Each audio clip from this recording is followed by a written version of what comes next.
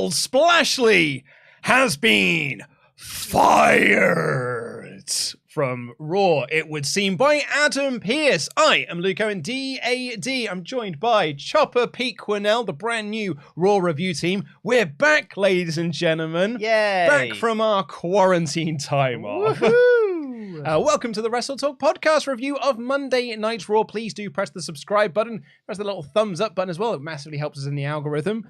We still think YouTube often changes the way that it works, but it's you know what? It costs you nothing to press that thumbs up button, so just give it a press. Isn't it? Just give it a little press anyway. And get in your comments down below if you're watching this on demand. But if you're watching live, head on over to WrestleTalk.com/support and get your thoughts, statements read out on the air. We'll read out all of them above the $5. When you're clicking links, check out this episode's sponsor, Raid Shadow Legends. Well, I'll have a little bit more on this a bit later on. Where a current WWE champion is going to be featured in Raid Shadow Legends. That's crazy. Isn't it mad? So yeah, we're going to have, as a current WWE champion, what a tease. If you know what it is, don't spoil it in the comments. We'll have a reveal for it once we got through the first batch of Ultra Chats. However, Pete, welcome to the Raw review. I know you made your return last week with Sullivan Bo Brown. Thank you very much for filling in for me while I was not allowed to leave my house. Yes. I've got COVID, everyone, in case you missed last week's batch of podcast that I was not on. And then immediately afterwards, I got COVID. Yeah, and thankfully, because thank you to everyone who sent us well wishes and hope for a speedy recovery. Neither of us were particularly sick. Completely fine. I was actually completely fine. I had no symptoms. I didn't feel ill whatsoever. Bit of a tickly cough, but I felt absolutely fine. I did, however, lose my sense of taste for 2 days. Oh. I was eating bangers and mash. And I suddenly turned to my wife and was like, I can't taste this gravy. That's terrible. And I was just sitting around, I was like, oh man, I can't taste anything on this plate. I have had, I think, no symptoms at all. On the first day, a little bit of a tickly throat. That's it. That's the whole sum total. Yep. So COVID. we just had to stay at home. Yep. And because of the way that this business operates, I couldn't do anything. So I couldn't even work from home. Yep. I was sitting there trying to find stuff to do. Oh, I had a kid to look after because the kid couldn't go to nursery either. Yeah. So anyway, welcome to the Raw review officially. Thank you. Just to peel back behind the curtain somewhat, Pete came up to me and he said, "Look, Luke, SmackDown's getting too good," and I really am tired of reviewing good wrestling products, so I want to come over to Raw, which has got an extra hour, which often bogs the show down a little bit. Yep, that's definitely what happened. Yep, it's almost word for word what happened. And I said, sure, Pete, come on board. The water's fine over here. Fine being the operative word, because Raw is, broadly, a fine show. But I had a very fun time with this week's episode. This is a good episode. Particularly this main event here of Seth Rollins versus Bobby Lashley. The number one contendership to Austin Theory's United States Championship was on the line. Nicely led into as well, because you had like a recap of Austin Theory's more serious edge that he's had, him getting DQ'd against Ziggler, then Ziggler attacking him a couple of weeks ago. And then Ziggler cuts this promo about the importance of the United States Championship and then cuts this promo on Austin Theory. And it's kind of nice because it's just spinning various different plates to set up this feud that's going on over here, but also these challenges over here for this belt. But it was a really, really nice way of framing the main event. It's really, really good, because I think putting over the title as really important is obviously going to help everyone that's fighting for it. And also it makes it feel like it's not like a stagnant, it feels like a more fleshed out like world in and of itself. If Ziggler's talking about this other match that's happening for a title that he also wants to fight for, it feels like there's a lot more intricate pieces between different characters, rather than just, here's this singles feud and nobody else can talk about this title. Yeah. I like the fact that a lot more people are getting involved in this. If I'm going to be nitpicky, which I am, because I'm here on Raw, baby, and that's what I do, is I nitpick. Last time Ziggler held the US title, I believe he just relinquished it immediately afterwards. Did he really? Yeah. Was that 2016? When he just didn't care about it that one time? I don't. And he was like, "No, I don't want it anymore." I mean, that spells disaster for me if I ever get to Survival Series. Yeah, totally. If that comes up as a category. Having said that, honestly, if that comes up as a category in Survival Series, I ain't getting past 2020. I actually don't know if I get past 2021. I don't think I get past 2021. Because I'm struggling to think. Oh, okay, so it's Theory. Are we going right now? Hold on. So Theory beat Seth. Yeah. Seth beat Lashley. Lashley beat Theory. Yep. Theory beat. Now was it Balor or Priest? Balor. I'm pretty sure. Balor beat Priest.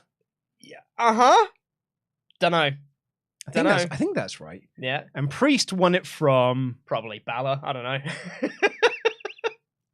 the Miz in the Zombies match. Was that for a title? Is that in the Zombies match? No, I don't think it was. No, because Miz died. Yeah, That was the match. He got eaten alive. it's true. He did die. Yeah. Apparently, it was not Balor. Damn it. Okay. Well, that's a little preview there. If We'd fail. If we do get what to we're that. saying. So this main event, Rollins versus. That is just me being nitpicky. It's very good they did this promo. That's just me being facetious and annoying. I really like the finish of this match. It was a very it didn't go very long as a match. Like there was only about sort of 13 minutes left of the show by the time this match actually started, and there was an ad break in there as well. So they went super fast, they went super hard, and but I really, really liked the finish, which was that the referee didn't get bumped. Like they went into the corner, Lashley and Rollins did, and the referee dove out of the way and had to jump out of the ring. And in the melee of all of that, Lashley hits the spear on Rollins, and he's yelling at the referee to get back in the ring. So the referee slides in, but within that short space of time, it just gave Rollins enough so he could kick out of the spear. So it protects Lashley. It actually really puts over Rollins. It was a referee error in a way. The referee was out of position, and that led to Lashley getting this near fall. And a completely unintentional ref error as well. It wasn't the referee being a numpty or being bad at his job. He was like, no, he just needed to get out of the way. Yeah, and that's totally it was just poor timing. Yeah, and that's all it was. And I really, really liked it as a finish because then Lashley went to go hit a second spear. Rollins reversed it into the pedigree. One of my favorite spots. Oh, it's so good. I will always pop for that spot. It's so great. So much fun. And he got the win off the back of it. Just wins. Just won. Yeah. Absolutely just pinned him clean in the middle of the ring. Referee kind of 1, 2, 3. And Lashley then has this little freak out afterwards. Not quite a freak out, but he's had this, little hot-headed temper that he's got at the moment that he showed during the Brock Lesnar mini feud, and he shoved down a referee.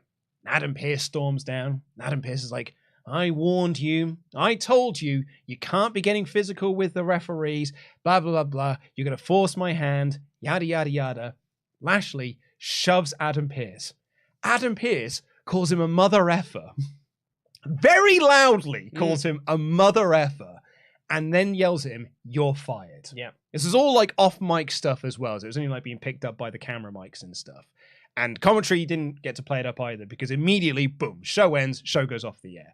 And it was quite nice as well because when I was watching the show, I was like, oh, I wonder what we're going to end as a cliffhanger on. Because I feel like the big tease from last week was all the Alexa Bliss stuff. And that was right at the start of the show. So I was like, what are we going to have as our little ending thing here? That's what we got. We got Bobby Lashley being fired. What did you make of the match and the post-match angle? The match itself I've really enjoyed because, like you said, they didn't have too much time, but they compensated for that for being really, really quick. So they just did a lot of stuff in not a huge amount of time, which was really, really fun. Really liked the match itself. And Lashley attacking the referees is fun. It's a nice little character beat for Lashley as well. That kind of hot-headedness that occasionally we get from Randy Orton, that he occasionally has anger issues. Yeah, he hears voices in his head. He does hear voices in his head. Although those ones do counsel him and they understand. They do understand. Because they talk to him. They talk to him. So Lashley attacking the officials, I'm all on board for. The firing, I'm very curious about. I don't know where this is going. And I think in a good way. I'm on board for it, and I don't know what they're going to do from here, and I'm interested. Yeah. I really hope what they don't do is they just bring Lashley back next week and be like, and he's been reinstated. And I think we're going to have him a little bit of time off. Yeah. For a brief period of time. I would also like to see... I don't know if they can make this happen. I do want to see Lashley versus Adam Pearce now. Yeah. I want to see Lashley murder him. Even though Adam Pearce is kind of in the right and Lashley's being a bit of a dick, I still just want to see Lashley kill him. I think that would be really fun. Because I said in my edited review, I'm curious to see where this storyline goes. If they bring him back to Raw, let's just say he's going to stick around on Raw. Does Adam Pearce bring someone in to be his hired gun? He brings back Brock Lesnar and you do Lesnar Lashley at the Rumble. Is Lashley just an entrant in the Royal Rumble? He's a man without a WWE contract. He doesn't have a home at the moment. So maybe we could do something around that. Or does he just go to SmackDown? Yeah. And, and he signs a deal there. I mean, he's still going to have to deal with Adam Pearce, I guess. But like it's sort of that vagary because we've had this in the past where people have been fired from Raw, then show up on SmackDown, or fired from SmackDown and you show up on Raw. Does he go to NXT? I think that one's highly unlikely, but it certainly adds a cool element of, or that could be fun. So it allows us as fans to sort of fancy book where this storyline might go. I don't really know. I've got a feeling that they're just going to stick around on Raw and they'll just do a storyline where there's negotiations to bring him back, kind of like what they did with Ronda earlier in the year when she was like fined and suspended and all of that. Yeah. I wouldn't be surprised if we see like, Lashley shows up in the crowd and he's not supposed to be here and he's beating up security and he just wants to get his hands on Adam Pearce or whatever it is. I'd love Lashley versus Pearce though. Lashley versus Pearce would be so much fun. I mean, he called him a mother effer. He sure did. I've seen feuds start over a lot less. Oh, absolutely, yeah. And I think it would be really cool if kind of Adam Pearce, who's essentially been in the right so far, maybe firing him is a bit extreme based on WWE's history of people are totally allowed to just attack officials with not much consequence, maybe a fine at best. So maybe Adam Pearce could just go off the deep end and just be like, Lashley is now barred from every arena. There's no way that he could ever step foot back in the WWE. He's permanently fired. No one can bring him back. I'm going to decree it that Lashley's career is ruined and all that stuff. He can never wrestle anywhere ever again. And he goes way too far to then make Lashley the babyface in this. And he's like, no, I'm just going to murder you now. Yeah. I'm just going to kill you. And then that's how they lead to like an actual Lashley Pearce match. I'd quite like that. That'd be quite fun. Yeah. I mean, but overall, what I really liked about this kind of closing segment is all of it as a whole.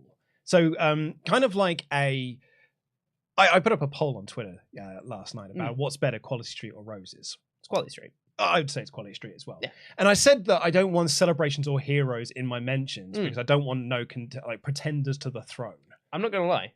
Celebrations are great. They're no Quality Street. I would agree with you there. But here's the thing with celebrations is that, sure, it's dead easy to make already tasty chocolates tasty in miniature form. Quality Street requires artistry. And a bit of skill. But the point I was going to make is that I feel like a tin of Quality Street is like is a good album that's got amazing singles. Because not every one of them is a surefire hit. Okay. I think a toffee penny is a bit divisive. Sure. I think the toffee stick can often be a bit divisive. I feel like I nearly broke a tooth on one last night. Yeah. But a box of celebrations, that is an album that you want to listen to. Yeah. Because every single one hits. And that's kind of what I'm comparing this end segment to here. Every single thing that they did here kind of hit, and everything was there to further other things. So you had the video package that furthered Theory, the promo that furthered Ziggler's feud with Theory and the US title, this match that put over the US title. Rollins is now the #1 contender, and you start or continue this feud with Lashley and Pearce. It was a celebration box where he's like, every time you eat another one, it's like, oh, lovely, that's a delicious one. Oh, lovely, it's different, but it's a delicious one. Oh, that's lovely, and it's a delicious one. I thought it was a really, really smart way to package this main event and further 4 different things. Yeah, I think this if you want to call it a home run segment, you can call it a home run segment. I thought this was really good, furthered everyone. And there's also a video package from about Lashley as well, right before this match as well. Yeah, that's right. Put over Lashley in another segment. So this is all kind of built around building up a lot of people at the same time, and it worked. Yeah. Very, very good. I thought it was a really, really good ending to the show. I also enjoyed as well when Lashley got fired, there was just one man that went, no. One guy on his own. Good. But sort of one lad, maybe this will catch on, and absolutely no one else is joining in with him. Mainly because I don't think the vast majority of the crowd, heard Adam Pearce because he wasn't on mic. He did get on the mic and was like, "You're fired." Yeah, he didn't do anything like that. It was just all off mic stuff. Yeah. So yeah, I think half the crowd left the arena, went on to WrestleTalk.com, were like, "Whoa, what? We got fired." Crazy. I also really like that Lashley in one of the last moments, as Adam Pearce walks off, he goes, "I'm what?" Well, maybe he didn't hear either. Yeah. Sorry. The crowd were really this guy singing "Na Na Na" behind me. I couldn't hear what did you say, Adam? Sorry, did you call me a mother effer again? Very good. All right, let's get into your Ultra Chats. Get your thoughts in WrestleTalk.com/support. Let us know if you prefer Quality Street or Roses. What are your thoughts on celebrations or a box of heroes, perhaps? I'm glad that actually when we were just going through that, there was a comment that was like, "Welcome back, Luke." That's what I bring to the table here. Yeah. Charles Berg kicks us off by saying, now I'm not saying Adam Pearce is a bigot, but it's important to note that Brock Lesnar F5'd him so hard his pants exploded. It's true. And he received little more than a stern letter. Mhm. Bobby Lashley simply pushed him and got fired. It's not a good look. Not a good look, No. Adam Pearce. Charles Berg, of course, not being serious No, there. not at all. Will Campbell said, hey guys, really enjoyed this episode of Raw. Glad you guys are feeling better. The main event was greatly wrestled and the finish was great. Also intrigued by the cliffhanger and I'm amused by Pearce channeling his inner Vince by loudly swearing and firing Bobby Lashley. Sure. Yeah. I mean, yeah. I'm intrigued by the cliffhanger too. I'm going to put over Seth as well because I said this in my edited review, but there is a certain WWE main event babyface style of wrestler. Mm-hmm. And I think Seth Rollins might be the best at that currently on either Raw or SmackDown. There's a Very lot of good. like great main event baby faces, like Drew, Sheamus, like really, really great baby. But I think there is a certain style that Seth Rollins just like does better than anyone else. He's great. And it might just be because we haven't seen him as a babyface for so long. It's been years. You know, it was the Fiend feud that absolutely killed him. That's right. And made him turn 2019, heel. yeah. So it's been a while since we've seen him be a babyface. Monday Night Rollins. Oh, man, it was so much fun. And we'll just have this one here from Chris for now that says, that was a perfect Alexa Bliss showcase to start last night for the match. The character work shows everything why Alexa is one of the most underrated all-round wrestlers in the ring. Mike character selling more of this, please, Triple H.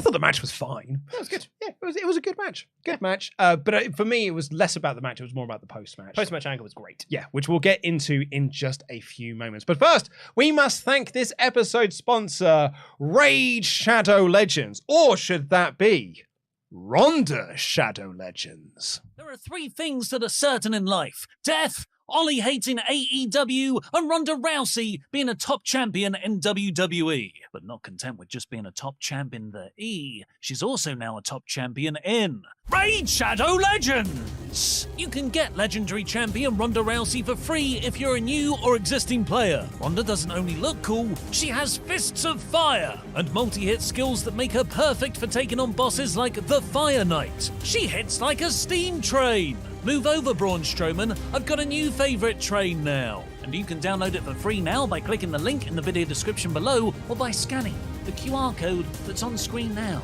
Well, you'll get unique bonuses worth $30, a free epic champion, 200,000 silver, 1 energy refill, 1 XP boost, and 1 ancient shard so you can summon awesome champions as soon as you're in the game. And if you're an Amazon Prime member, you can get your exclusive rewards in Raid Shadow Legends right now. So click that link, scan that QR code, and use Raid Ronda to join millions of Raid Shadow Legends players today. Ronda that Rousey. Now, it's funny, because I wrote that script for Ollie, because I was supposed to host it. Yes. I was supposed to film that last week while, and then I was off because of the COVID and everything. Yes. So I scripted my first line to be, there are three things in this life. There's taxes, Ollie hates AEW, and Ronda Rousey is always going to be a champion. And I thought Ollie would just change it to I hate AEW, but he just kept it as Ollie hates AEW. Because apparently Ollie Davis is like Ron Burgundy. I was just about to say, he's just like Ron Burgundy. If it's written on the script, he just read it as was. I was like, oh, well, he'll probably change that. Yeah. He'll see the script, be like, well, I can't refer to myself in the third person. That's so funny. Of course, Ollie can refer to himself in the third person. Have you met Ollie? So yeah, please do click the link in the video description down below. Ronda Rousey is now in Raid Shadow Legends. All you've got to do is log in for 7 days between now and in February 2023. And you can get Ronda Rousey as one of your championes. Use our link in the video description down below. Use that promo code RAIDRONDA to get a whole host of bonus goodies. Right, let's get into this episode of Raw. And it kicked off. And it was nice because, open the show with this, close the show with this. Number one contendership. Making those titles feel dead important. Making challenges feel important. And this one comes off the back of last week where we had the 2 triple threat matches, which we did during the US title rehabilitation back when Triple H first took over. Yeah. So it was Bayley versus Alexa Bliss. Right at the start as well, Becky Lynch eliminates damage control from the equation. Yep. She takes out Dakota Kai and IYO SKY, brawls with them. All while Bayley is standing in the ring being like, Oh, pack it, will you? Becky, no, Becky! No, they're supposed to stay here and cheat for me. No! That was my whole plan, man. Becky's really annoying. Oh, Becky's... And then Alexa Bliss comes out and she's like, oh yeah, of course, I've got a match. Oh, no! And the match itself, Belair came down to watch from ringside as well. She has that awkward... She didn't join commentary, but she still sits on an office chair. Yep. And I just thought office chairs out of like office scenarios, like not behind a desk, really weird. Like, you know, they can roll around and stuff. I was like, just put her behind the commentary desk. She's a great talker. My favorite spot of this, though, was the Code Red reversal. It was the second Code Red attempt that Bliss did. So good. And she went to hit it, but Bayley reversed it essentially into like this powerbomb back into the turnbuckle. And then she hit a sunset flip powerbomb of her own. It was a really, really wicked spot. But I would say that there were near falls and kickouts. Like, you know, there was a Bayley to belly in here. There was a Bliss DDT in here. Both kicked out of each other's, you know, semi-finishes. And the crowd didn't really react to either of the near falls. It's a shame. It felt like they were into people making their entrances and they were into the tease that came after the match, really into Bianca Belair and into Becky Lynch brawling with Damage Control. But the actual wrestling itself, they weren't really into, which I felt was a bit of a shame. And I felt like that's what sort of dragged the match down somewhat. It's a shame, but I think this is a necessary step in kind of re-teaching your audience to care about the wrestling. Absolutely, yeah. And I think there's several parts going into that of not just caring about the wrestling, but caring about the story beats within the wrestling, caring about the psychology of a match, telling a story through wrestling. There's a lot of steps to make your audience care about this stuff, and I think they are doing it. It's just going to take some time. Yeah, and it's nothing against either of the wrestlers in the ring or the story that they told. There was the finish was a bit cumbersome in a way because you had Bayley getting one of the turnbuckle pads and then arguing with Bianca Belair and people being talked about. Like even Corey Graves said, "I wasn't pretty." But it was effective because Alexa Bliss nearly falls on her ass when she's trying to get up onto the turnbuckle and stuff. She recovered very well. Hit Twisted Bliss for the win. No heel shenanigans. No spookiness from Alexa Bliss in her entrance during the match. She wrestled this very, very straight. So that was so interesting considering the big tease from last week was that, is she going to turn heel? Is this going to be a big Bray Wyatt thing? None of that actually played into the match. Does that surprise you? It did until a few moments later. Yeah, yes. I think if they hadn't have referenced anything to do with any spookiness at all, then it would have been like, oh, it's a bit weird considering all the teases and stuff. But I think that this was now step 2 of the teases, and the actual thing that's going to happen is going to be during the match with Bianca Belair. Yeah, because like the actual post-match, because that's where they did the tease, made the fact that there were no teases in the actual match all the more effective. Absolutely. Because you're sat there as a viewer being like, I thought it was all that Bray Wyatt stuff they were teasing last week.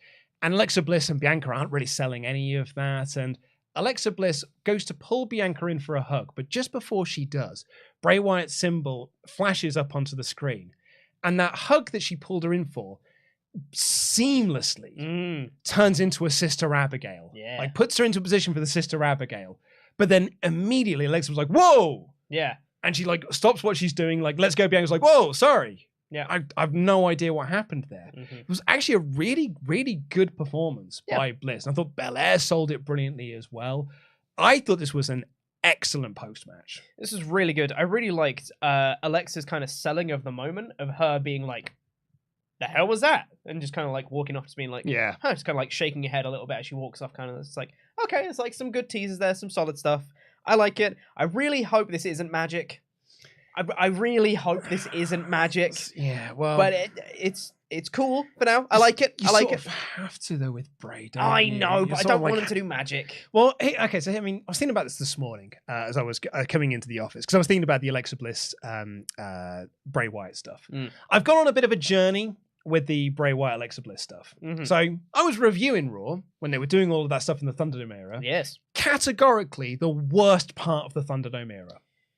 I think without a shadow of a doubt, all of the Fiend, Randy Orton, Alexa Bliss stuff, I would say was the worst part of any element of the Thunderdome era. I think the Reginald stuff was worse. Oh, well, with Sasha Banks and because he did actively ruin a build. Sure did. The match was still fantastic. Thank God the match was still fantastic. Yeah.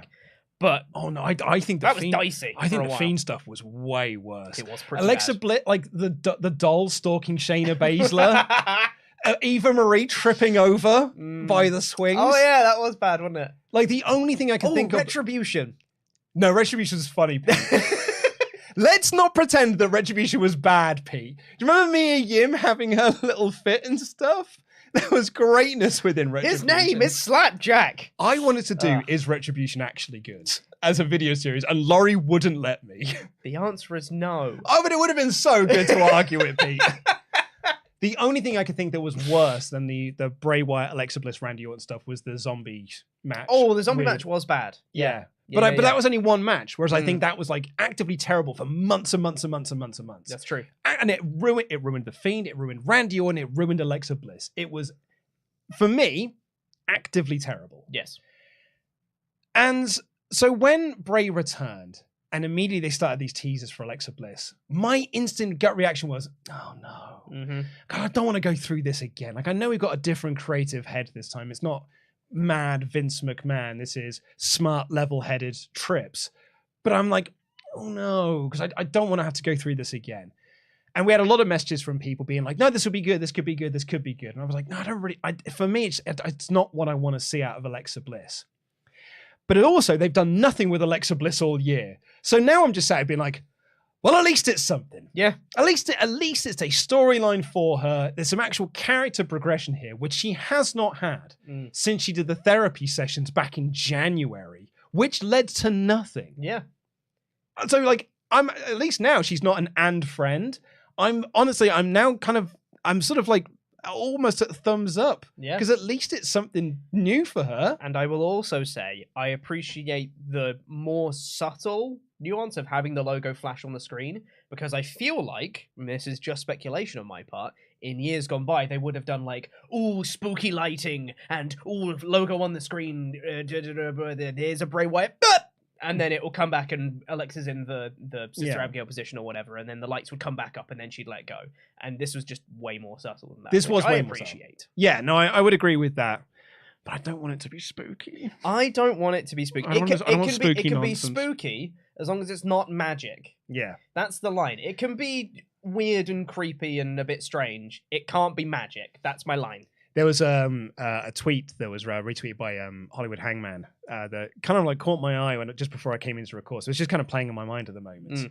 And it just said, hey, do you remember that time when Seth Rollins was a white-hot babyface that could do no wrong, and then he had a feud with The Fiend that ruined him so badly he couldn't be a babyface anymore? Yeah. And it was just a picture of Bianca Belair standing next to Alexa Bliss.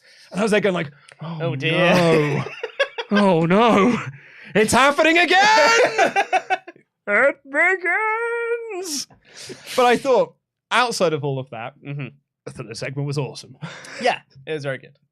We got a recap of Kurt Angle doing the milk truck on SmackDown and making Alpha Academy stink of milk. And then earlier in the day, Alpha Academy arrived to run down Kurt Angle. Is this going to lead to a Kurt Angle Chad Gable match? No. They had the one-off in Pittsburgh, and that's what it is? That's it. It's only because they were calling out Kurt Angle here. Yeah, it was to lead to the OC walking past and being like, and then that was it. So your impression of the OC? Yeah. All of them will go.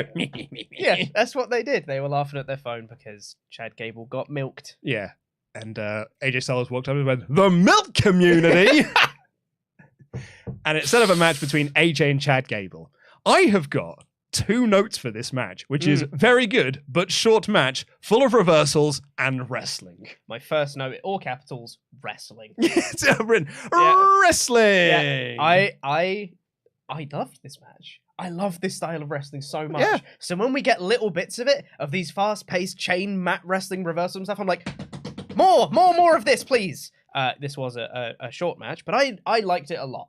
I also liked when Chad Gable got thrown out the ring, Otis caught him, and then he turned to the camera and he said, I'm a tree trunk, I'm a load. Otis is so great. He's awesome. Good, I love that he's added sunglasses to his character now, and all of a sudden I'm like, what a brand new guy. It's completely different. But he's got a new hat. He's had accessories done. I'm like, oh, it's a whole new character now. Exactly. I'm really enjoying. I want more from my Alpha Academy than just being on TV and losing every week. But hey, he's having great matches like every single week, so you can't hate that at all. Chad Gable versus AJ Styles. Yeah. It's like that's fun, and that's like it's good wrestling. Unfortunately, it kind of is leading to nothing. Oh, absolutely. And I think that's, and I said this when the OC finished their feud with Judgment Day. I was like, my worry was is that there's like, you put these two factions against each other because that's the hot story. Mm-hmm. But it almost felt like it was me playing my GM mode where you got no plan after that. And so you'd just been like, oh, well, now what do I do with it? Now what? Yeah. And I still feel like we're there with the OC. Judgment Day, at least it feels like we're moving into another thing with them with Street Profits and actually with Asuka and stuff. Yeah. So we kind of are moving forward with Judgment Day. I don't feel that with OC at the moment. So I don't know what they can do now. So let's see what happens with them in the new year. Also, I really like the finish. He like rolled through into a Styles Clash and it looked really cool. It was very, very cool. So smooth. That's what I love about their wrestling. It's just smooth wrestling. Just going to highlight this person's comment here that says, Seth Twitter is what killed him as a babyface. Let's not rewrite history here. It was in conjunction with the bad booking. Yeah. It was a real bad combination of the two. I think he was a white hot babyface and then he had a bad Twitter game and everyone went, oh, but it's fine. He's still good. It's still good. And then the Fiend stuff happened and he went, never mind. Yeah. Remember like that Hell in a Cell match finishes with that guy that has a sign that says Seth Rollins is not cool? Yeah. Yeah. Yeah. His Twitter game were bad at that time. Oh, it was bad, wasn't it? Yeah. Yeah. Should we do all of this together? Sure. Well, okay, well, let's talk about the 6-man first. Okay, cool. And then we'll talk about all that stuff. This is much better. This is much better. So this is the Judgment Day versus Street Profits and Akira Tozawa. Kathy Kelly, Dan Layton's future ex-wife, interviewed the good guys before the match. And I've written here, they scream? Yep. Yeah. That is the segment. That is what they did. They did a promo, and then Akira Tozawa said, we want the smoke. And then he drank what was in his cup, and then like did a fired up yell, and then they all yelled in each other's faces, and then yelled together. And that was the segment. I laughed so much when Tozawa came out to the ring and the Street Profits did their big pose and all the cups fell from the ceiling and Tozawa absolutely pooped his pants. It was like, oh my God, what are those? Really, really made me laugh. My note for this one was, that was stupid, but I kind of liked it. They're very likable. Because here's the thing with Akira Tozawa, we've had this repackaging of him. We actually get to watch him wrestle again. He's good, isn't he? Oh, he's so great. He's good. It's so great to watch Akira Tozawa wrestle. He's not in a silly gi costume that he was in. He's not a character gimmick anymore that feels like it is sort of racially charged. He is just good wrestler again. Yes. But he's still doing the comedy stuff, which he's great at, which is why he was very funny in those 24/7 segments. So we're getting the best of both worlds here. Yeah. And I love that. And yeah, you're right. Like with the Street Profits, what an affable tag team. Going up against the big three dickheads of Judgment Day. The very cool, brooding heels versus the very over-the-top, hey, baby faces. And this was such a fun 6-man tag. This was great. Oh, it was so great. And like Dawkins gets this hot tag and runs wild. And I was like, man, that were real fun. And then instantly, he gets a hot tag to Akira Tozawa, who runs even wilder, and it was even funner. It was so good. The pace of this match was so great. And I cannot think of a single misstep in this match. It felt like everything was just like, bang, hit this one, bang, hit this one, bang, hit this one, and everything was spot on that they wanted to do. Oh. And MVP. Yeah. Sure, you could say Tozawa. Sure, you could say Dawkins. Sure, you could say Montez Ford. Sure, you could say Finn Balor. Sure, you could say... But it's Dominic Mysterio. Always and forever MVP of Judgment Day. Oh, it's great. He had this spot, ladies and gentlemen, when Dawkins was doing his hot tag running wild, and he knocks down Balor, and he knocks down Priest, goes to hit Dominic Mysterio, who falls onto his butt and be like, whoa, don't hit me! It was so good because then when Tozawa got his hot tag and he tagged and like they had to tag in Dominic, Tozawa starts like railing on him and the crowd went ballistic for it. For like two, very undercard guys, particularly in Akira Tozawa. But him like hammering onto Dominic, the crowd was going nuts for it because Dominic's such a good, effective heel that the crowd wanted to see this little greasy dweeb get beaten up. Oh, it was so much fun. Genuinely, the crowd were getting so into this. They were booing Dominic anytime he came into the ring, and they were really cheering Akira Tozawa as well, which I'm so happy to see. That his just genuine like infectious affability, if that's a word. It's just, it got into the crowd and they just started cheering everything he was doing. This is genuinely, you keep doing performances like this. This is what gets someone over. It's this kind of stuff that they need to keep doing. I also loved the finish of this match. Oh, this finish was so great. Please take us through it. So good, so good. Because after the back of a great match as is, Tozawa was running wild. Dominic Mysterio is in the ring, and he goes up onto the turnbuckle to try and hit his senton for the win. But Damian Priest just grabs him off the turnbuckle, hits the Razor's Edge from the apron into the ring, and Dominic Mysterio then pins Tozawa for the win off Damian Priest's move. And then they're all celebrating like Dominic Mysterio did it. It's wonderful. It's even better than that. Is he'd already had Dom dead to rights. Yeah. And he went up to hit the senton and Balor stopped him. And so then he gets rid of Balor and then he takes out Dominic again. Dominic gets no offense in on this. So he's laid out Dominic, goes to hit his finish, Balor stops him. Lays out Balor, lays out Dominic again, goes to hit his finish. Damian Priest stops him, hits the Razor's Edge, as you say, into the ring. And Dominic just sort of slithers into this pin. Yep. And then Judgment Day pick him up and be like, yeah, Dom, you did it. Yeah, you Oh, won. And Dom's like, so good. I did it on my own. And they cheer him like he's this all-conquering hero, even though they're the ones that are doing all the work.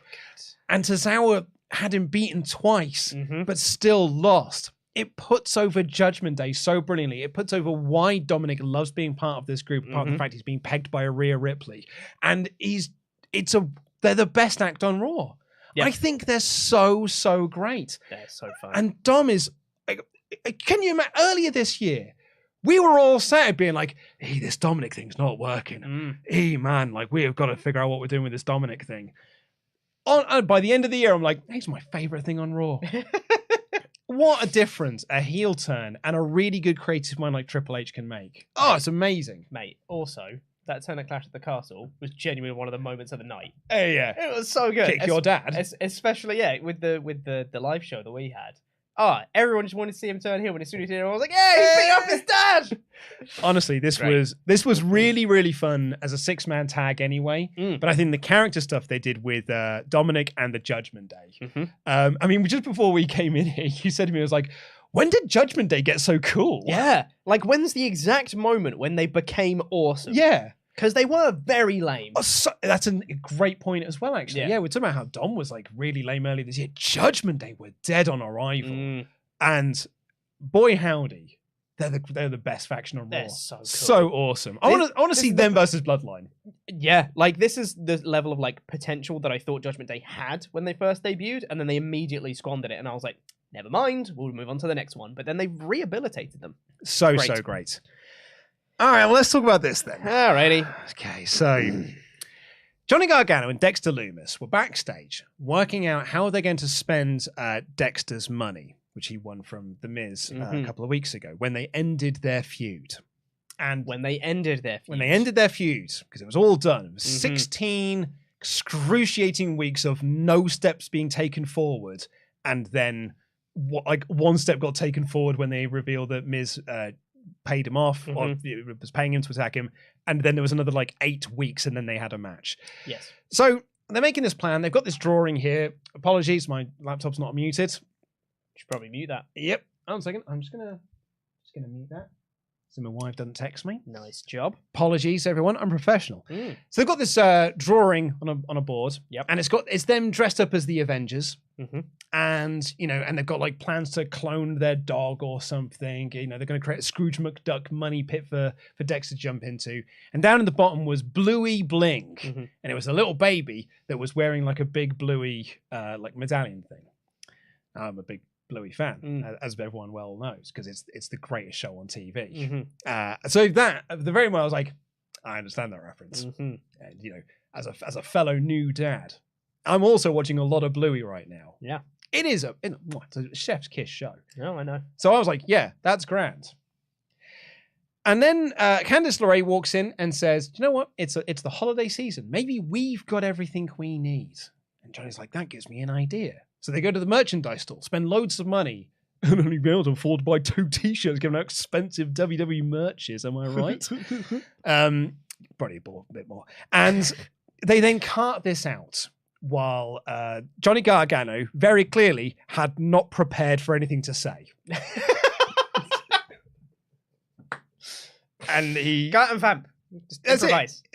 Someone said to him before, and it's like, oh, what are you going to say when you get out there? It's like, I'll figure it out on the night. I'll wing it. And then he got out there, I was like, oh, I've thought of nothing. You see my truck, Quill? Quill's a baby. It's my baby. This is his truck. Do you want a t-shirt? It's Alexa Bliss. No, it's a Rhea Ripley one. Here, you're going to have a Rhea Ripley one. You with it? In the parking lot? And I was there being like, oh, it's the holiday season. What a little festive giveaway thing. Yep. I still think that the child-friendly axe murderer Dexter Lumis is a weird gimmick. Yep. His obsession with children, I think, is creepy. Yeah. But other people see it differently. And they're handing out stuff. And I'm like, well, at least I'm wearing a Christmas jumper. Listening to Christmas music. I'm watching Christmas movies. I'm in a festive season. This is nice. Watch both the Home Alones in the last few days. Oh, because there's only 2 that exist. Yeah, I mean, there's only 2. No, there's only 2. I was about to go to bat for Home Sweet Home Alone, the one that came out last year or the year before or something. But you're right, there's only 2. There's only 2. I'd argue there's only 1. Yeah. Because I actually don't think the second one's very good at all. Home Alone 2 is not very good. It's a rubbish movie. I thought it was good. No, that's a misconception. It's the same as the first one, but worse. But somehow worse. Yeah. And it feels way more mean-spirited. Yeah. And the first one's pretty mean-spirited. It's also really violent. Yeah. like really violent. I was watching Home Alone while I was putting the tree up. And, the kid's in the room, though. The kid's like 15 months old. Yeah. And my wife said, is it all right for us to have this on with the kid here? And I was like, well, it's Home Alone. It's got to be that bad. It was the #1 family movie of 1991 or 1990. And then, they started throwing the paint cans and stuff. And I was like, I don't think this is fine. It's like, oh, maybe you're not. This movie is quite violent. There's fun, goofy stuff that would probably kill a man in the first movie. But in the second one, it's like, he's actually actual dead. murder. Actual He's death. trying to kill them now. He lights a rope on fire while they're climbing it off a building. That's not okay. 2 comments here from Brandon. Home Alone 2 is good because of pigeons. And Ben here said, but it does have Tim Curry in it, so we give it a pass. Tim Curry is fantastic in Home Alone 2. I'll give you that. Yeah. Tim Curry is very, very good in it. Spice! It's so good. Brandon with the pigeons. The problem with the pigeons thing is, right, just to go on to Home Alone 6, this is how much I don't want to talk about this segment. Yeah. The thing with the pigeon lady is that the conceit of it is the Macaulay Culkin in the shop has been told these are the turtle dove things. You buy 2 of them and you give one to someone that you always want to be with but you can't always be with. Yeah. And I'm watching this movie going cool. He gives it to his mum because they keep getting split up. That's the easy response to this. No, he gives it to the pigeon lady. Yeah. The not as good neighbor from the first one. Literally. The same character as in the first movie where it's scary person who actually isn't scary. And it's nice, really, when you get to know them. So anyway, Lumis and Gargano are they're handing out T-shirts and stuff. And I was like, all right, well, this is a fun festive thing. And then it sets up Dexter Lumis's next feud. And it's the fucking Miz again.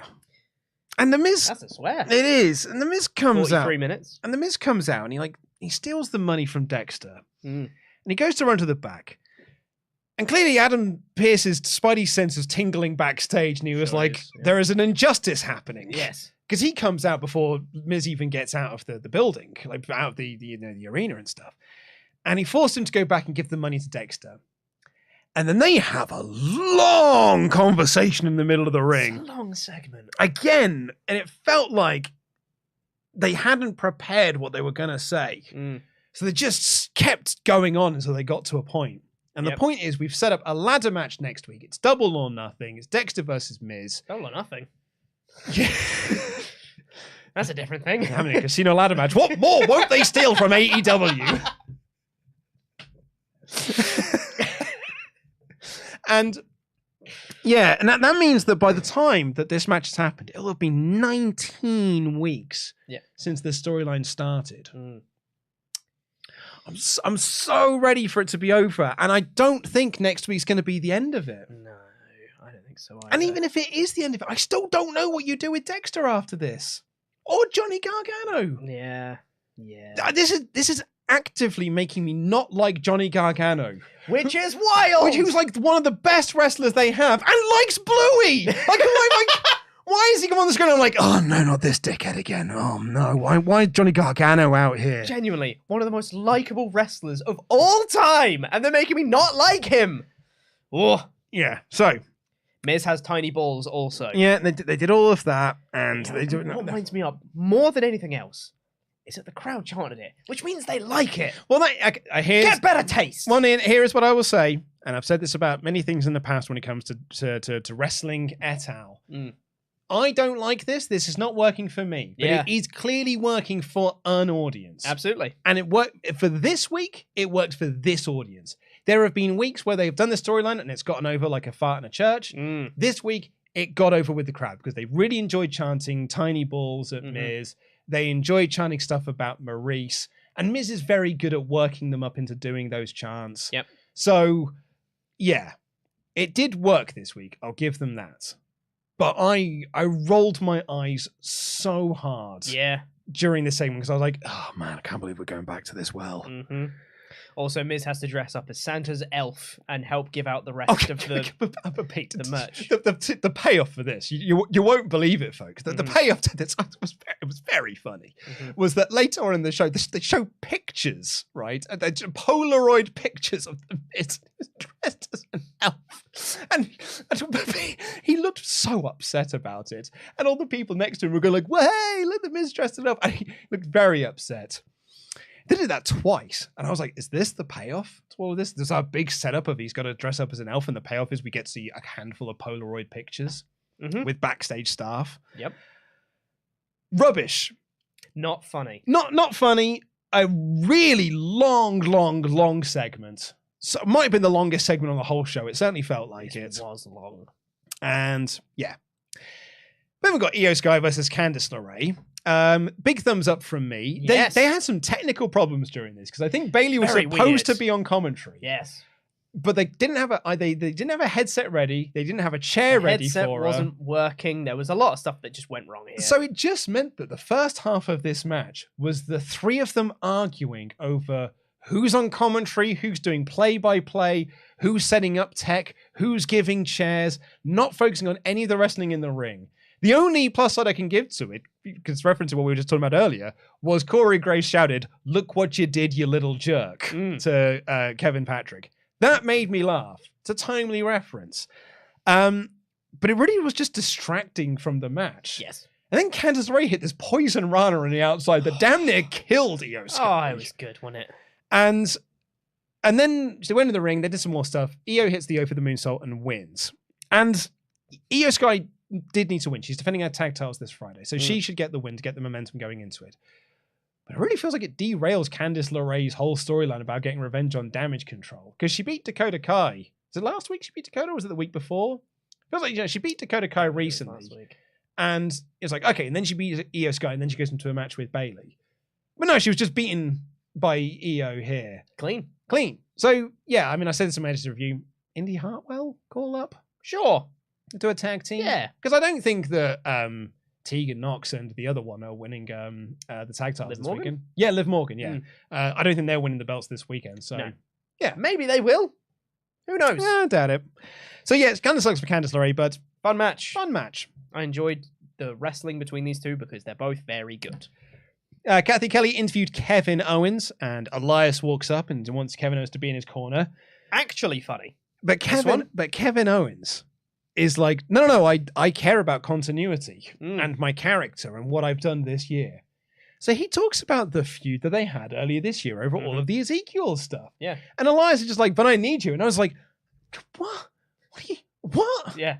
And he walks away. And he even references that the last time you and I were in the ring, you hit me with a guitar. Yeah. Not that guitar, because the one you hit me with busted my head open. Yeah. All of these references. Kevin Owens, he cares about continuity. Elias is like, come on, that was with my brother Zeke. Let's just, come on, let's bring it back in. I need your help. And he's like genuinely like speechless. Yeah. Just shakes his head at him, walks off, walks back, and is just, and walks off again. It was great. Really, actually really funny. Good comedy. I mean, sadly, I thought the match between Elias and Solo Sikoa was actually quite boring. You are forgetting the Elias Matt Riddle tribute. Yeah, well, we'll go on that. Let's just quickly talk about the... Yeah, okay, let's talk about the tribute first. Because Matt Riddle has been suspended. He's now been taken to rehab. That is the official word. That's not what WWE have announced. They've just said that from Solo Sikoa's attack from last week, he's out. 6 weeks is the recovery period for this. But that is to cover for Matt Riddle being sent to rehab. He was suspended. Second failed drug test, reportedly. So Elias had a Matt Riddle tribute concert here. And he said, I found this in Matt's locker room. And he pulls up and it looks like a joint, but it's actually a bit of paper with some lyrics on it. So he had to sing a song. And he said, Elias, you're my bro and all that stuff. And then he said, it's time for a solo. And then Solo Sikoa came out. That was a nice touch. And that's sad. Yeah, I don't know. With Matt Riddle being suspended for marijuana and stuff, I don't think I'd be making weed references on the show. Marijuana. WWE don't test for it anymore. Do they not? No. So it's something else. Even so, I don't think I'd be making drug references with Matt Riddle right now. Also, like in this song, they're like, "Oh, we're the best of friends." I'm like, "Are you?" Because I tagged a couple times, right? Well, I know that Elias is the stand-in for Randy Orton while Randy's out, but like I don't think anyone buys these two as an actual friendship thing. And I know the lyrics were written by Matt Riddle, but I don't buy Matt Riddle thinks that he's a best friend either. No. But I did think the calling out of a solo and then Solo Sikoa came out. I thought that was a nice touch. And also, Sami Zayn is the funniest man alive. Sammy. Just accompanying Solo Sikoa on his entrance. And I'm like, well, Sami Zayn's the greatest wrestler ever. Yeah. That's all he needs to do is accompany Solo Sikoa. And I'm like, he's the best. And he got more reaction than either of these two. Because these two were having a match, but the crowd were chanting for Sami Uso and you are Usi. So this crowd were only really into Sami Zayn. Which is fine by me. Solo Sikoa hit the spinning solo and got the win. Crowd didn't really care about the actual wrestling. Then they gave Elias the Samoan spike after the match, which I really like them adding that to Solo's repertoire. It's cool. I know people really hate on the Samoan spike. Like people never really liked it before, but I always thought it was all right. I liked it. So, I mean, I can tell you from my perspective, when Umaga was doing the Samoan spike, I was a diehard TNA guy at that point, and WWE I thought was a real toilet promotion. And the Samoan spike and all this sort of stuff, I was like, oh, this is like that hokey 80s, early 90s wrestling when wrestling wasn't really like, particularly in like the new generation when it wasn't really popular anymore. It just felt like a really old, hackneyed thing to be doing. Particularly because in TNA you had Samoa Joe being amazing. You're like, oh, that's what you do with a Samoan guy, right? And Umaga was just, this very like caricature of a wrestler. For sure. However, he's since passed away, and we even now look back and be like, actually, no, that like at the time we were like, that's really hackney, but now we look back and be like, wow, what a performer he was. Like, really, really great in that role. So it feels like it's just a really loving tribute to Umaga, and I think it's a really, really nice thing to bring back for Solo. Yeah. And they went to do the chair spot again with Elias, putting the chair around his head to do the butt whip into the corner, but Kevin Owens ran down to make the save, hit the stunner on Solo, but did not get his hands on Sammy, who bailed out of the ring. Very, very key to that every time. And then Elias goes to thank Kevin Owens. Kevin Owens gives him the stunner because he cares about continuity. Nice.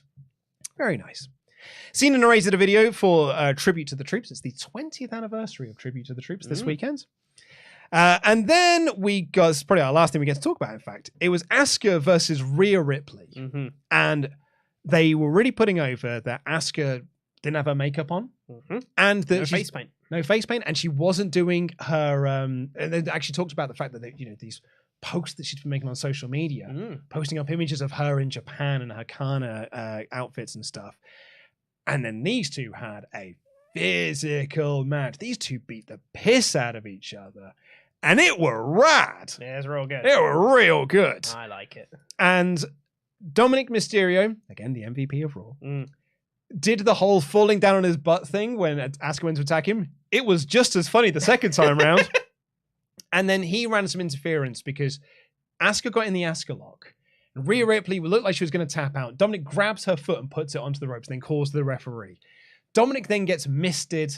Asuka gets hit by the Riptide, so Rhea Ripley wins. And then Rhea Ripley immediately out to Dominic, grabs Dominic, takes him to the back. And then and I forgot to make this reference in my review. Damn it, I forgot about this. I wanted to make a Biker Grove reference in my review because I thought it will pop like 5 people watching, but just would pop 5 people watching. About maybe 6. Just to have like Dominic Mysterio going, "Oh, I'm blind, I can't see, man. I got hit in the face with a paintball. I can't see, man." I wanted to put that in, and I completely forgot. I've only just remembered now. But yeah. Biker Grove. So Dominic Mysterio, he couldn't see, man, because he got hit in the face with a paintball. And Very good. It was a very good selling by Dominic Mysterio. All of Judgment Day were very concerned for him because they care about Dominic Mysterio. Yes, it's very good. Damian Priest was in glasses. That was weird. Well, it's to be in case any more mist was around. Yeah. Don't need getting in your eyes, do you? Yeah. Just Damian Priest in glasses. And then we got the main event. That was this week's Raw. I really like the fact that we've got such an American audience here that one person has said, I got that reference. And everyone else has been like, no, I have no idea what you're talking about. Yeah. Look it up. Deck gets hit in the face with paintball. I'm blind, man. What would you have scored this?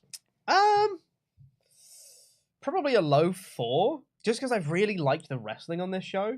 I think it was a really high caliber of in-ring wrestling, and for me, that's always going to bump up a show. Yeah. I think the only thing that I really didn't like on this show was the Gargano Dexter Lumis stuff. Yeah. And pretty much everything else was either good or great. That's it. So low 4 for me, I think. Yeah, I mean, I gave it a pretty solid 4 because, like you, I thought everything on the show was either good or really, really great. But the Dexter stuff is like, and that's just down to personal taste. Like, it's not for me. But as I said in my editor review, I appreciate that it is working for others, but it didn't work for me. Yeah. So I thought this was easily a very solid 4 out of 5 episode. I just saw someone in the chat say, "Why are you talking like Pete?" Everyone knows that Pete used to be in Biker Grove. I don't think I was old enough to be in Biker Grove. Was Biker Grove over by the time you were born? By the time I was born, when did Biker Grove finish? By the time I was born, yes, but I wouldn't have appeared in it when I was a baby. When did Biker Grove finish? I mean, Biker Grove aired until 2006, Pete. So you had time. Did it? Yeah, first started airing in 89 and ended in 2006. So you had time, bud. Crikey, went all the way to 06. Yeah. I thought it ended in like 96. Every week, just someone else got hit in the face with a paintball. That's the whole show. The whole show is every week is just a different Geordie being like, oh, Normie Iceman. Donna Summer gets hit by one. Oh, Normie Iceman. Gonna shout out some Patreon backers now. Yeah, we need to do that, don't we? Thank you all so much for being our wonderful Patreon backers over at patreon.com/WrestleTalk. You get loads of wicked goodies, like every single Wednesday, in fact. Brand new podcasts go up. Last week, it was Pete and I doing the mailbag, where we get to answer your wrestling-based questions. We did it at home because I got COVID. And we talked about on the episode, Pete being like, well, I've still not had it. Not 24 hours later, Pete got it. So lots of irony in that one. Yep. And then tomorrow, we're going to have the behind-the-scenes podcast go up, which will be myself, Pete, Ollie, hopefully Tempest. And we're going to talk about backstage shenanigans going on here in the WrestleTalk offices. The week after that will be After Dark, which has already been recorded. Sure has. It's a very, very good lineup. But there will be no WrestleTalk Extra this month. No, so we posted about this on Patreon. There's the poll for WrestleTalk Extra for this month, which is a show that Luke and Ollie do where they review a retro pay-per-view once a month, like a really long deep dive, like 3-hour deep dive into a wrestling pay-per-view from the past.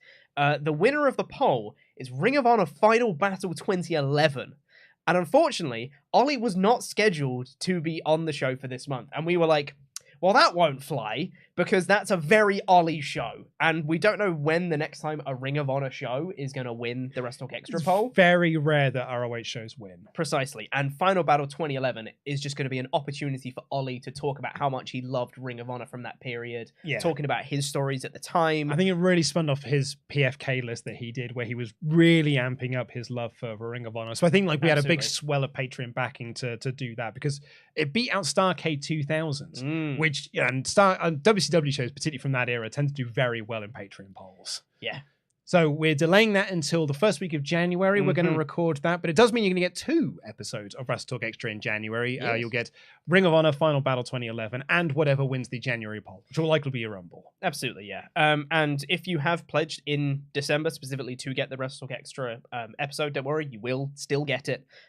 Details of all of that are over on the Patreon page if you want to find out more. But yes, excited to see more. So we are going to delay it so Ollie can talk about Ring of Honor. But if you are one of our $25 and above backers, you get your name read out on this episode with some Hall of Fame music that I hope is not too loud. Hannah A, baby. Geordie bus driver, Harry. Oh, no, it's Iceman. Isaiah J. Izari, is scary. I assumed it rhymes with scary. So Yeah, Irizarry? Irizarry is scary. I assume so. The Overstepper, James Nepper. Murderous James Murta. WrestleTalk's personal problem solver, Jamie Donovan. Oh man, you're gonna have to do this one because I can't do it. Viernes el 13º, Jason Gutierrez. I cannot say it. Jeremy spoken, Clays today Smith. John Jenkinson, son of Jenka. Golden John Molden. The easiest name to pronounce, Josh Rozowskis. And lastly, for this Hall of Fame class, on the 13th of December, day before my birthday, in fact, 2022, the voice of the ring, Josh Roberts.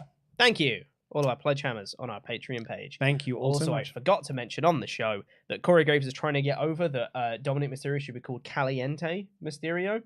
Now, if you look at it in Spanish, caliente generally means hot. However, in Spanish, from what I've been told anyway, in Spanish colloquialism, caliente also means horny. Which I think works for Dom. It totally works For for the character. for his character right now. Yeah. Brandon has also just photoshopped you into an image of the Biker Grove cast. Ooh, Biker Grove. Loved Biker Grove when I was a kid. Anyway, thank you all so much for your wonderful Patreon package, and thank you for getting your conversation heard over at WrestleTalk.com/support. We're going to read out the rest of your Ultra Chats now. This one comes in from Rob, who's been a member for 6 months in a row.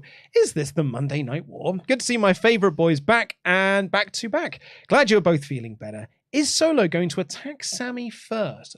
Thoughts? Now, I've said this before in videos, but I think it's going to be Jimmy. You can make an argument for genuinely any member of the Bloodline going first. Roman attacking him to make the biggest statement. Jay attacking him because of their obvious tension.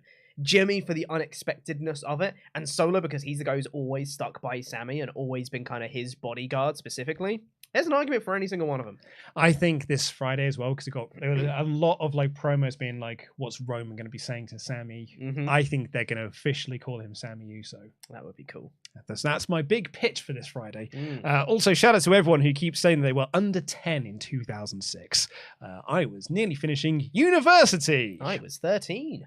Puddle Foster says, I went to Raw last night and I had a blast. Favorite match was the 6-man tag. During the Solo Elias match, I made a comment to my girlfriend that Elias looks like Robin Williams when he escaped Jumanji.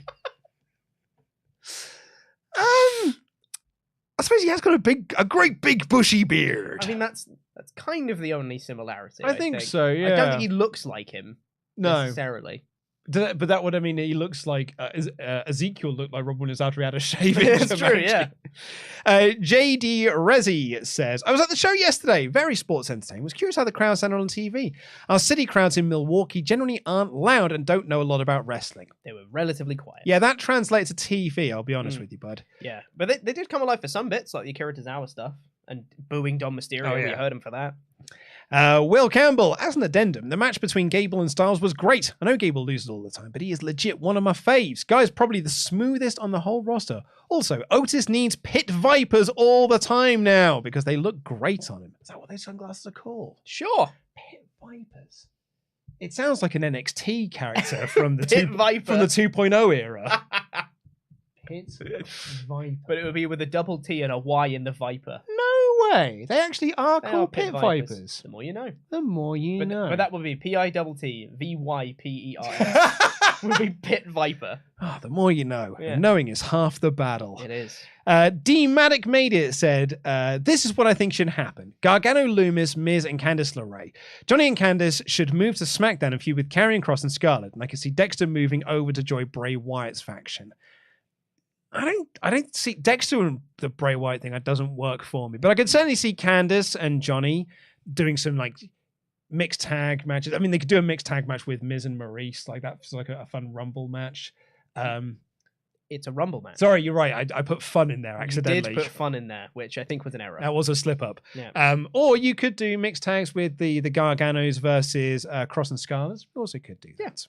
Do you want to hot tag over? Sure thing. Charles Burke said, good news, the calendar has been sent out, and I've sent not 1, not 3, but 2 whole calendars. FYI, I put Mod Mother's name as the recipient. Hopefully this causes no issues. It will be in a plain brown box. Should I read that? Absolutely. It will be in a plain brown box labeled giant dildos to keep it discreet. ETA 4 days. So I'm guessing by that, Charles is sending us some calendars. Sounds about right to me. Yeah. Please carry on. Harry Hawker Thank said, you, by the way. Thanks, Charles. Weird. Harry Hawker said, not related to today's Raw, but just been a massive fan of your content for a long time and decided it was time to give back. Thanks for all your amazing work, and sorry to find out Pete's leaving WrestleTalk on his birthday of all days. So I've clearly missed this, Pete. What happened? I feel like I've told this story before, but I'm going to tell it again. So on the Survivor Series live reactions, on that day was the last time I was doing a Saturday. So on that show, I said, not doing Saturdays anymore, moving over to Monday to Friday, so I'm not going to be doing the SmackDown podcast anymore, but it is what it is. People then took that, and on the Survivor Series live reactions, like, so sorry to hear you leaving WrestleTalk. I'm like, guys, I'm not leaving WrestleTalk, and then I go, yeah, I know, it really sucks that you're leaving WrestleTalk. I love our audience so much. And then, of course, more people come into the stream and be like, wait, is Pete leaving WrestleTalk? No, guys, no, I'm not leaving WrestleTalk. Just not doing Saturdays. Our audience is the best. Bloody hell. German Chavez said, good morning, lads. Hope you slept well and had an amazing weekend. Good to see you both doing better. Question, what's a great white elephant gift? Also, this last Monday Night War, Go Home to Mania, had me so invested and made me excited for the finale. That's the early access on Patreon. It is, yeah. But if you're one of our Patreon backers, you get to see episode 14 of the Monday Night War. What's a great white elephant gift? I don't... I have to Google this now. You might regret that. Is it a bad thing? I don't know, but you might regret it.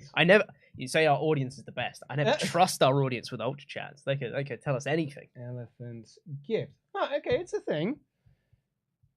It's 65 best white elephant gifts 2022. It's from Cosmopolitan. You can always trust Cosmo. If you have an annual Dirty Santa white elephant party with friends or family, it's probably the holiday festivity you're looking forward to the most. Not only are these get-togethers wildly entertaining, but they also are the most fun to shop for.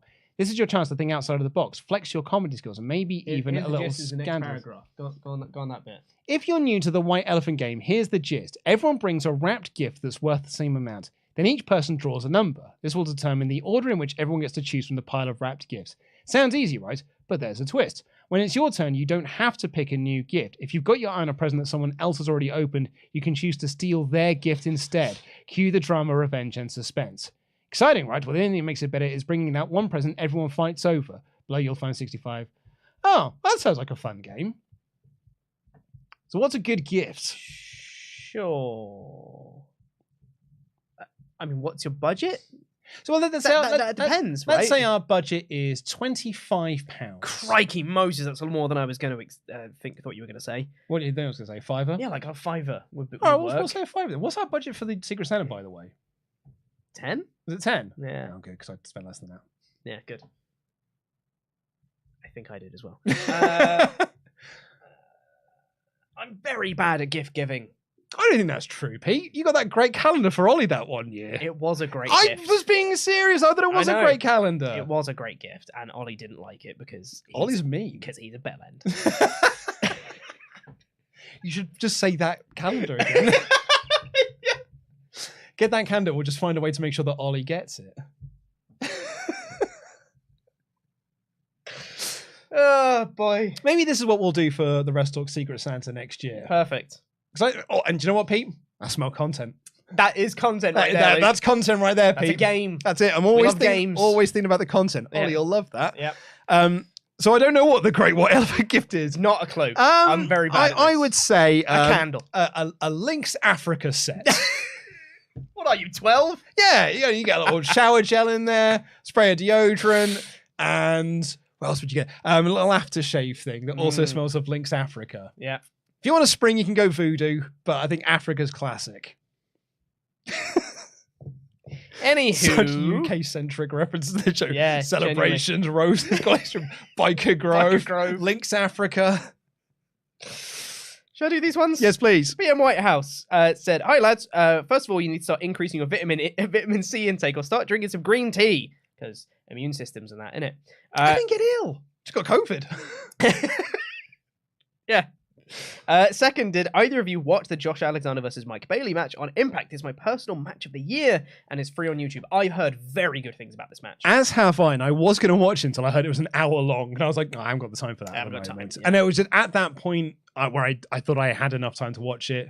I didn't have an hour spare. So it's on my list of things to watch. We've got a screenshot here of Mr. Higglesby from the live chat. Thanks, Mr. Higglesby. Hello. Kevin said, just wanted to shout out Kathy Kelly's facial reaction during the KO and Elias segment. She was every one of us like, oh yeah, you did smash a guitar over his head. She's the best. Glad she's back. Absolutely, yeah. She's amazing. JD Rezi said, can I get an ass man clip, Luke? It's not loaded on this. What a shame! We can't do. Oh no, I was really looking forward to it. Producer Rich upgraded us from OBS to slobs, and I haven't put in Assman yet. So unfortunately, Nor will you. I cannot play the Assman clip. I mean, you're here though, so you can actually do it in person. I'm not though, am I? Not gonna do it. You could do it for us right now. I'm not gonna. I'm just gonna read out Mr. Higglesby comment here that says, "Hello, Papa Luke. Not sure if you read this, but I'm glad to see you and Pete are feeling better." So that's very nice. Mr. Higglesby cares. Hate Mr. Higglesby. Future WWE champion, Mr. Higglesby. Hate him. So do you want to give us a quick ass man before we get out of here, No, Pete? I don't. Nope. You guys got to pay for that sort of action. But you don't have to do that with Raid. Click the link in the video description down below. Boom! How's that for a segue? Click the link down below. Use the promo code RAID-RONDA because Ronda Rousey's in the game now. So yeah, please go and check out Raid Shadow Legends. At least give that little click. At least give that please give that link a little click. We'll fix it in post. Because it supports this channel and supports our wonderful sponsor. Thank you so much for watching today's episode. Subscribe if you've made it this far. Let us know your favorite Biker Grove character in the comments down below. I've been Luke Owen, DAD. That has been Chopper Pete Quinnell. I'm your Jam That Champion. Jam that jam.